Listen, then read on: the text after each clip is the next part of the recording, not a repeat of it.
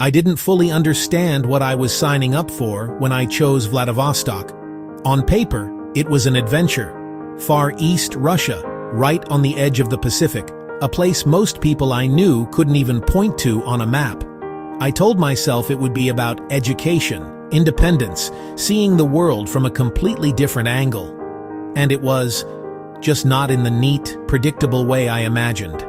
The first thing that hit me wasn't the cold, it was the intensity of people.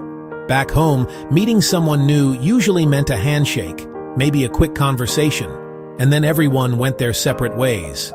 In Vladivostok, meeting someone new felt more like being pulled into a current.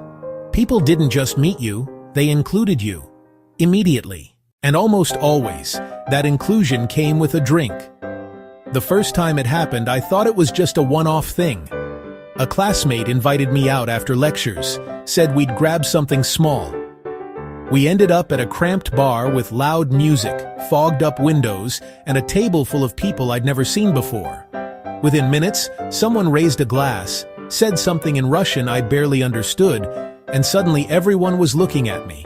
За знакомство. Before I could think too hard about it, I had a shot of vodka in my hand. I remember hesitating for half a second. Then I took it. The burn was immediate, sharp, almost shocking, but just as quickly, it dissolved into laughter, claps on the back, and someone refilling my glass before I even set it down. That night set the tone. It didn't matter where I went, student dorms, house parties, small kitchens packed with people, bars tucked into side streets, there was always someone ready to pour a drink.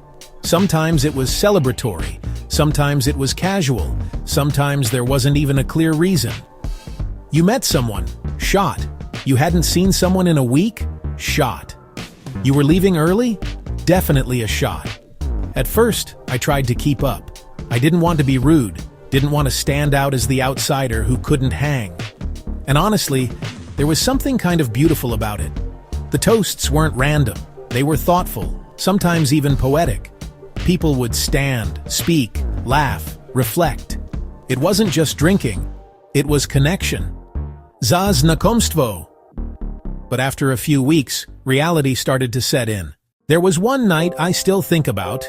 I had gone out just for an hour after a long day of classes.